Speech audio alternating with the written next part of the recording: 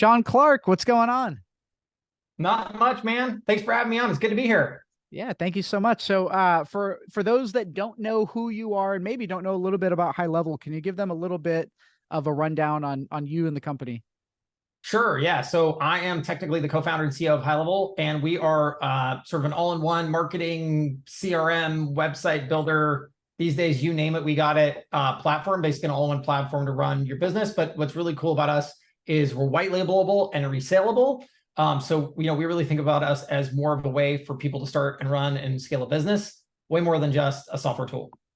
Yeah, absolutely. And so my company is we exist because of High Level, and we've grown to thousands and thousands of customers, and we have a lot of people that work for us because of High Level, and without you guys, I don't know if I would have the business I have today. So really appreciate it. Really appreciate you guys taking the That's developers out of the awesome. picture.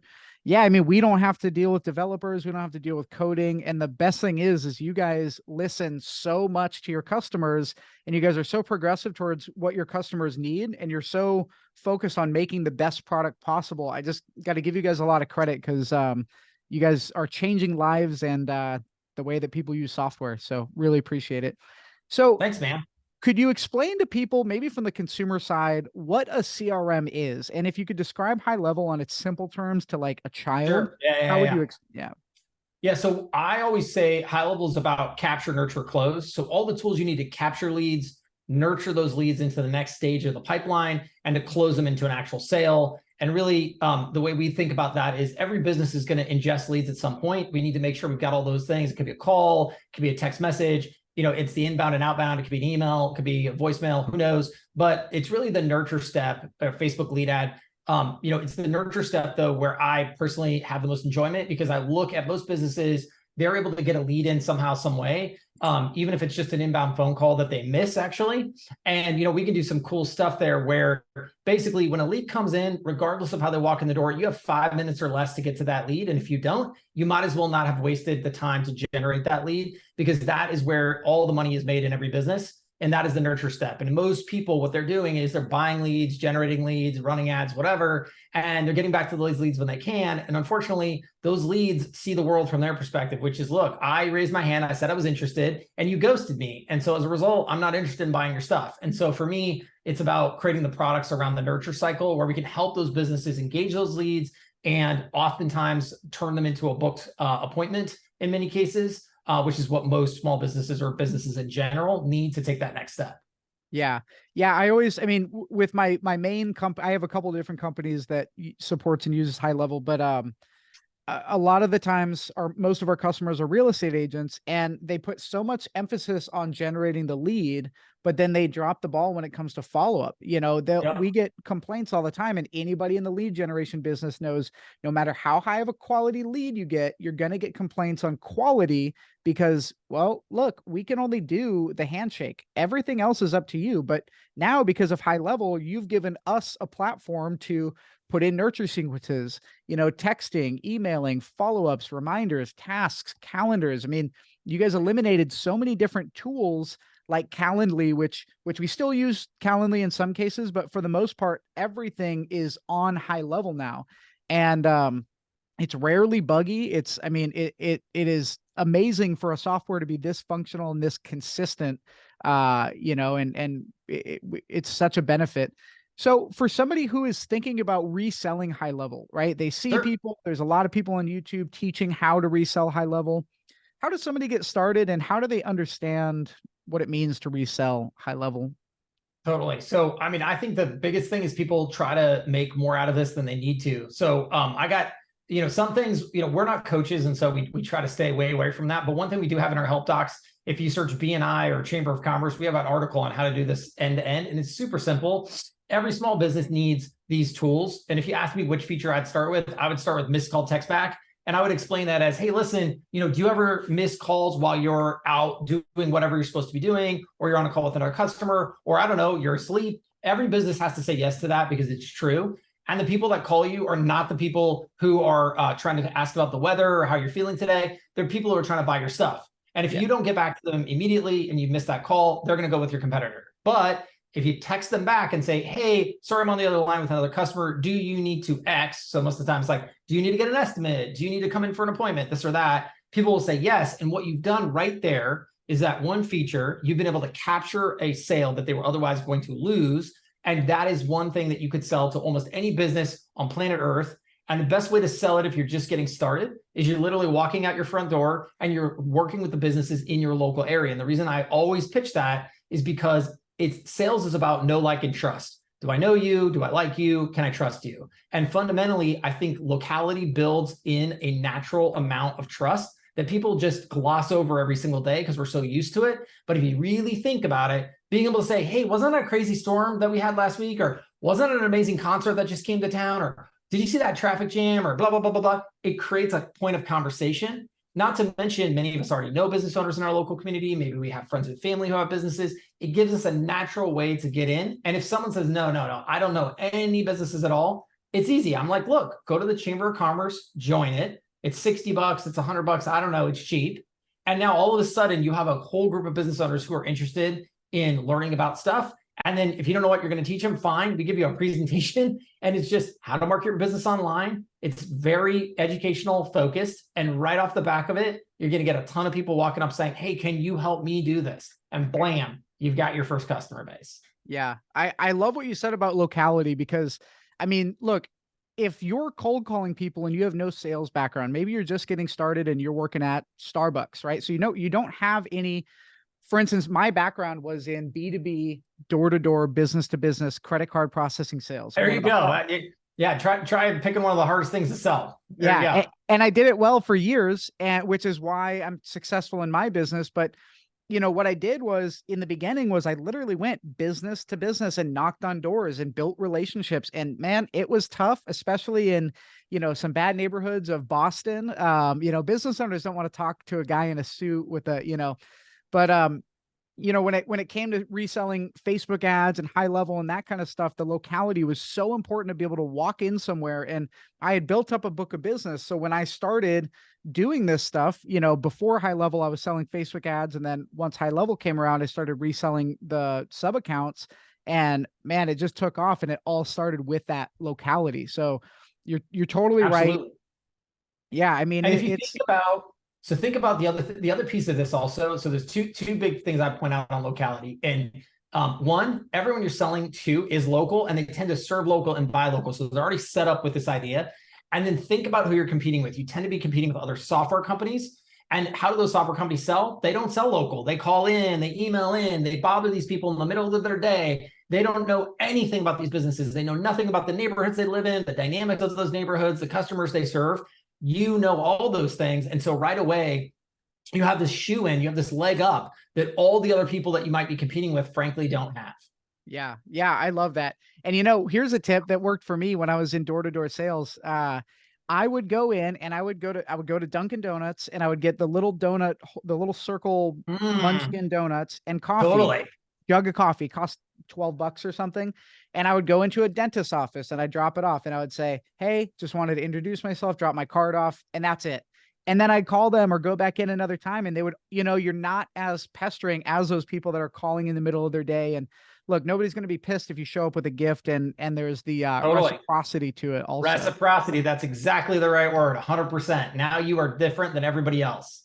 Yeah, absolutely. So now I want to talk about some of the integrations with like Google My Business. So you mentioned that a lot of the times people are getting calls that they miss. Well, those calls, I don't know about you, but I think a Google My Business listing well done is more important than a website, because it's the first. Way more important. 100%. Do you agree? Okay. Oh, 100%. In fact, although you're making the same mistake I like to make, now it's called Google Business Profile, because they change that darn name every 2 seconds. I like GMB way more than GBP, but yeah, people have reminded me it's changed. But yes, 100%. I would tell my best friend, look, if you're starting any local business, forget your stupid website, focus on your GBP profile. Like, Google already owns local search, and they're fundamentally in the game of bringing people to you. And the rankings are actually quite simple. They are really about radius. They're about industry and services, and they're about ratings and reviews. And so fundamentally, it's about helping businesses get that beefed up as much as they can. And yes, You should have a really good looking one, and you have some high quality photos and this and that. But at the end of the day, people go to Google, they search, they see names, they see ratings, and they also see forms of contact. Things like messaging is huge. You can turn on messaging very easily through our system. And you can also automate the messaging back and all this. But still, point being is all those attack vectors around that Google profile, way more important than your website. Absolutely. Yeah, 100%. Now, can you kind of give somebody a top-down view of what it's like to have a Google My Business profile without having high level attached, and then what it's like after getting high level? Sure. Yeah, 100%. So, I mean, you can go in there today and you can put in all kinds of stuff. You can even turn on chat. So let's just say you really rock it out. You put in phone numbers and you turn on, you put your phone number and your address and all that, and you turn on chat and all these things. And now what's going to happen is people are going to start finding you, and they're going to start calling you. And if, as long as you always pick up the phone and you always can help them, or if they chat you, you're always able to get back to them. And I'm talking back to them instantly. I'm talking 1 minute or less. You'll do great. But the fact of the matter is, I remember doing this for myself. When we first started High Level, we didn't have live chat for the website. I put somebody else's live chat on there, and I would miss it all the time. And it was only by 10 seconds, 20 seconds, a minute. But guess what? They're already gone. So that's an at bat. That's someone throwing a strike down the strike zone, and you just looking off over on the side and just missing it every time. So when you put high level in, what you're really doing is you're driving all that communication into a centralized spot, which is great. We have a mobile app, so you can take it mobile, but more than anything else, you can automatically respond to all those inbound inquiries, whether or not the business owner is available, not available, etc. And as an agency or as a SaaSpreneur, you can show now that those interactions are happening, and you can quantify them. So, like, for example, even if let's say you put a phone number in there, Google will show you how many times someone touches the phone number or touches the phone number icon. They will not be able to show you how many phone calls are actually made. They can't record those phone calls. They can't tell you who they came from. They can't tell you how long they were. They can't give you any of that information. And you can give that business owner all of that information in high level. And it's a huge amount of data that's really helpful for them. And you can help them continuously do this in other ways, of course, but this immediately delivers a lot of value with very little work from you, and it's all automated. Yeah. Yeah. Thanks for that description. That's really, really good. And one thing that we've seen, I have another smaller agency that focuses on auto detailers. And the one thing that we do when they sign up for high level is we don't start generating them leads right away. We focus on their website, and the only thing we do right off the bat is install the chat widget, because typically auto detailers get so many, and the chat widget is a little bubble that goes on the bottom of your website that allows a little chat thing to pop up so that you can communicate. And that allows you to capture that lead. So somebody that typically goes to your website and then bounces because, I don't know, maybe their question wasn't answered or there wasn't a call to action, whatever it is, this completely captures them and gets them to stay there. And that might be the thing that keeps them from going to your competition. Oh, yeah, 100%. What's the best setup when it comes to a chat widget? And are there any other things that you would add to that? So, I mean, honestly, I wouldn't. I mean, I would just say do it. And here's the thing. The way the chat widget works by default is it creates an SMS conversation. I personally still love that. We use it on our own website every day. We get hundreds of people using it. And here's what's great about it. When that auto detailer is out and about doing a detail, whatever it is, misses that live chat, they're able to get back to that person in their pocket at their own time. You can still automate it. You can still do a lot of those tricks, but even if you just left it manual, at least you leave the door open to creating the conversation. And also, I do not care how great your website is. I do not care how wonderful your call to action is. Fundamentally, think about it like this. That chat widget is saying, hey, listen, if you want immediate service, which, by the way, when we go to auto dealers or auto detailers, we all want it now. And isn't that really true for almost everything? You prefer to click on the chat widget because it makes you feel like I'm going to get instantaneous service versus some button, which is going to go to some form, which is going to go to somebody's inbox. And who the heck knows if they're even going to see it, let alone get back to me. This is killing me. I want that chat widget. So that chat widget is where it's at. And I think you implementing it that way is perfect. Yeah, that's excellent. So I want to shift gears a little bit and talk about some of the stuff that's current that people are dealing with high level, which is the A2P stuff. So with the new carrier updates and all the regulations, can you shed some light on some of the struggles that people are dealing with, and from the reselling point of view, translating this to their customers who think that it's the business's fault, and Yeah, can you just kind of speak on this phone carrier stuff? Yeah, sure. So, I mean, this all started because we've all experienced this. We've gotten texts from people who are like, "Hey, would you like to go out to dinner tonight?" And you're like, "Who's this?" And all of a sudden, they're trying to scam you, spam you, do something. Or we just get some text from some business that we think we might have once walked into, and they're trying to like sell us something, and we're just annoyed. Well, the carriers, I always like to say this, like Republican or Democrat, this is the one thing all political parties can agree on: no one likes spam texts, right? And so what was really happening is people were going to their Congress people and their senators and saying, listen, stop this. And Congress was going to take action. So the carriers didn't want Congress to regulate them. So they got together and said, all right, we need to solve this spam problem. So they created a centralized registry where if you as a business, whether you're a sole proprietor, an LLC, an S Corp, a C Corp, whatever, want to send a text to a person, you have to register. And the idea was simple. If we know who exactly is sending this text, we can then create a score that's centralized, and based on the behavior that they get from the text they send. So if they send a lot of text and people are texting back and loving the text and all this, then we're going to give them a high score. If they're saying, no, this is spam garbage, we're going to give them a low score. And then at that point, if they're a spammer and they try to switch numbers, switch carriers, they're not going to be able to run to just another number or another carrier and keep doing that spam. So basically is an idea to just clean up and get away from all these spam texts. So, all right, that sounds wonderful, but what's, of course, the problem when big companies get together is they're going to create a lot of process and a lot of difficulty, and A2P is kind of like that. So today what it is you're filling up a form, you're sending over websites and information about your business, and it really all goes to the same spot. It's a person who pulls it up, does the analysis, and determines whether they're going to approve you or not. And the reality is it is their discretion. And so this process is good in the sense that when you get through it, you are going to get access to something now that other people can't just get access to with money. You're going to get a lot better delivery, a lot better open rates, a lot better response rates, all of those things. And I think that's awesome. But in the moment, it's a new process. So it is clunky. It is full of holes. I have seen people say, hey, I submitted business A and business B that look the exact same way, except the name or the address or this or that. And one got through and one did not. What's the deal? And I have to tell them the deal is human A said yes and human B said no. So you're just going to have to retry. And all that's not cool, not fun. But the good news is it will get better. I mean, this really has only been going on for like 3 months.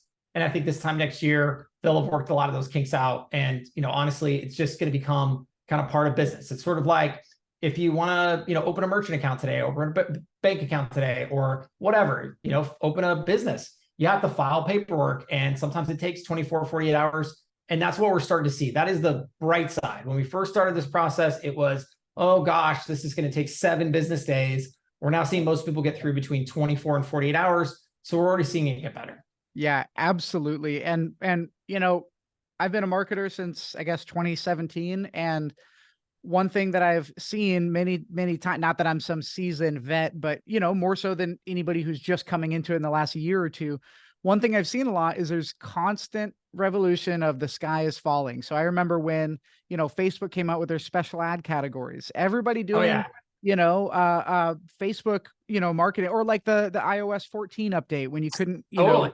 all the tracking stuff through iPhones and this and that. And one thing that I think is important from a marketer's perspective who sees this as, oh no, this is going to destroy my business. Everybody else is dealing with the same problem and it's usually not as bad. So I think it's really important to just be optimistic, understand that most of these things are temporary. And this too shall pass, really, is the thing you got to remember, right? Yeah. And again, I do think on the bright side of this one, and actually, ironically, I think this is about to change. We could talk about this too, but on email, it's still the case that every day I get emails from the same spammers under a different email address, and I know they're the same people because they're trying to sell me the same thing. And the nice part about this is because it's centralized, you can't just keep flipping. And in fact, why I think it's ironic is that both Gmail and Outlook have now ganged up together to create a very similar new system, and they're going to roll them out a little differently and a little slower. And I think that's wonderful, but it is about centralizing the registration of bulk sending. If you send over, I think it's 5,000 emails a month, there's a new set of rules you have to comply with as of February. And if you don't, you'll get 0 deliverability. So they're eking towards this. And again, Will it be a pain in the butt for some people? I'm sure it will be, but will it be better for the legit players? Oh my gosh, absolutely. So Yep. really, if you're a good marketer doing good marketing, you're going to find that you're going to get better deliverability, you're going to get better open rates, better click rates, and you're going to generate a lot more sales for your customers. So long term, it's like short term pain, long term gain. Yeah, and a lot of people want to do the short-term, quick, scammy stuff, but really at the end of the day, those people are in and out and they're on to something else, onto the Yep. next one. So one And thing none I've of us noticed, want any of that. That's the thing to always remember. It's like if you're the person going through this process and feeling that pain, just say to yourself, you know what? I am helping myself, not get garbage. And how much more time do I have in my life to go through yet another spam text, yet another spam email? I don't want that stuff anymore. So I am participating in helping the world change and get better. And will it become more automated and seamless at a later date? I'm certain it will be, but at least we're starting to take these steps today.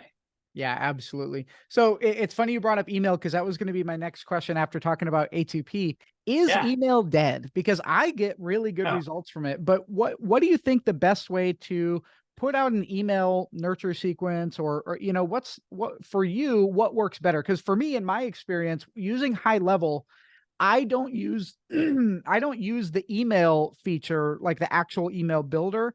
I use workflows and write my emails in there because I can put Oh yeah. um I get better results from that, and I can also paste in Loom animated thumbnails, and Yeah. that increases the conversion of everything, I feel You like, a know, lot. I think email is a really great channel. I think it depends on the business that you're in. I think, we all know in just a blink of an eye, a personalized looking email versus a commercial email. And I think both have their place. I think if you are more of a single person entity, you're doing more of a prospecting thing, you're trying to send more of a personalized message, you should absolutely do that. And I think by and large, those actually do get way better open rates, way better read rates, that and so forth and so on. But if you're an e-com seller or an established brand and you're trying to show a flashy thing, I almost think it's almost like I am in a visual business and communicating something visual to an existing audience. The email builder is almost always superior. It's like, here are the houses that just came out on the market. People want to see the picture of the house. They don't want to hear you talk about it. So Yeah. cool, great, use email builder. But if you're trying to open the conversation, you're trying to have a one-on-one dialogue with me, it's way better to do text email every day of the week. Got it. Okay, cool. And then, so do you think that trigger links are extremely important? And oh, actually, no, one thing separate to that is the new engagement score feature. At least I noticed it recently. I don't know how Yeah, new that is, but let very new.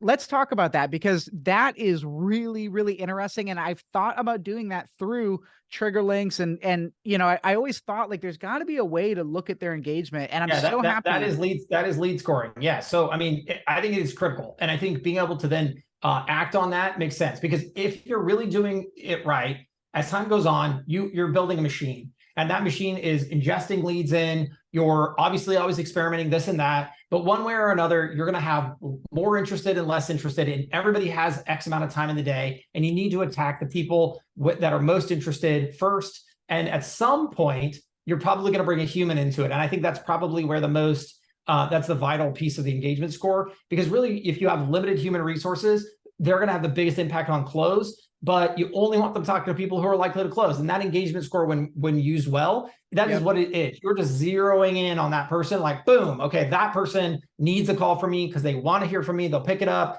They're going to close. I need to call them, right? That engagement score is awesome. I mean, you can tune your workflows and the messaging and all of that, and you should, but long term, it is about focusing on who's going to close, and the engagement score is awesome for that.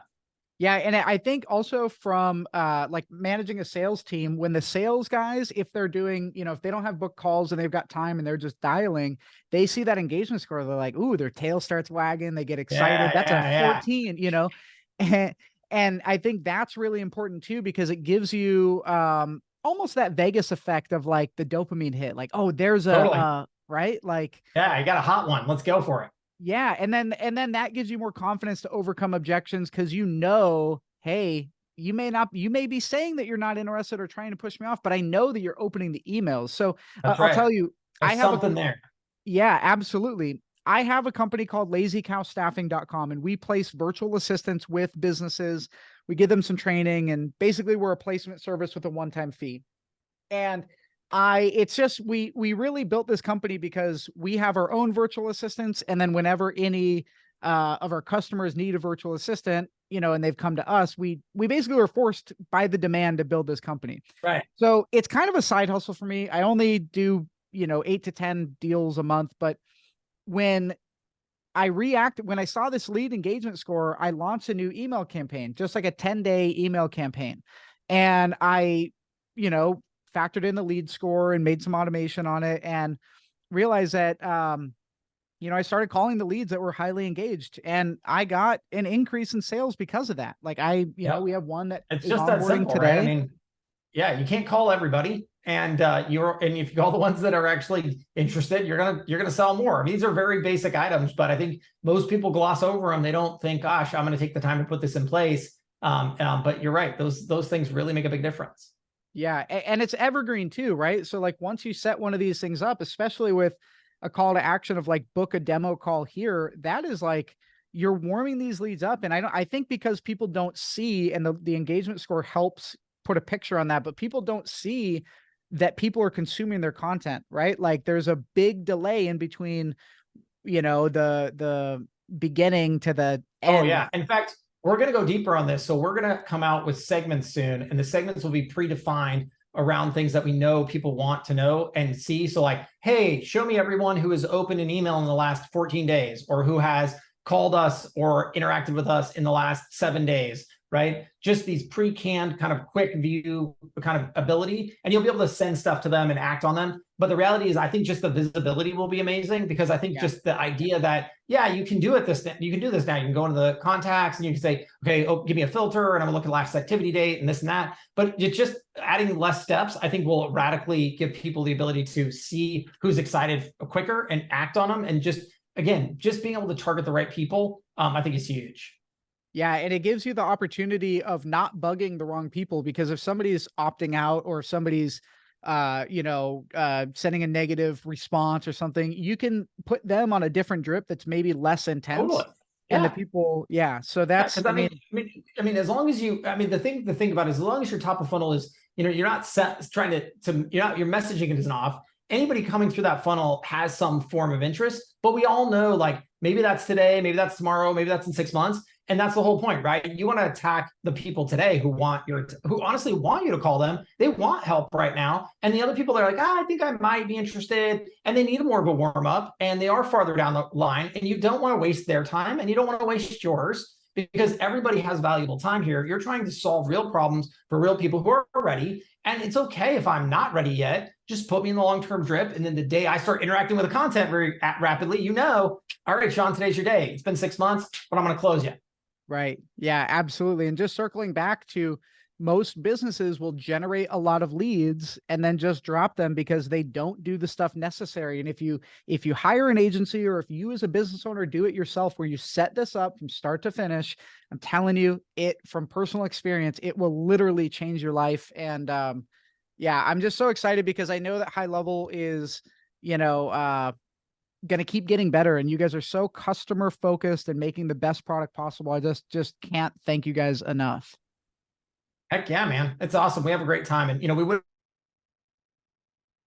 do get all of our best ideas from our customers. And we love the fact that we get to work with really top level marketers like you, who really understand not just what tools, but what exact features in those tools are really useful and make an impact. Because again, I think most people gloss over score, and it might take an extra 5 minutes to set up, but by the time you got it set up, it radically can change your world. So we get an opportunity to work with people like you and build really useful, impactful features. Yeah, absolutely. Well, thank you so much, Shaun. I appreciate it. Everybody, Shaun Clark from Okay, so hold on. Is it GoHighLevel or is it HIGHLEVEL? Because every time I see, the reality is we answer to both. So, whichever one you prefer. I mean, it's certainly GoHighLevel.com, but I mean, I would say that is a consequence of originally I think I didn't know who owned the domain, and I'm certain whoever owns it probably wants way more than I'd pay them. So either way, we'll be sticking with it. But you can call us High Level, you can call us GoHighLevel. We don't mind. I got a big kick because somebody in one of I think the High Level official community said, hey, is it High Level or GoHighLevel? And everybody was responding with yes. I know. There you go. That's my answer too. Yes. Yeah, awesome. Well, Shaun, thank you so much for letting me interview you. I appreciate it. And thank you so much for everything that you guys do for the marketing world and being real and not, phony. So thank you. Thanks, man. Bye. Take care.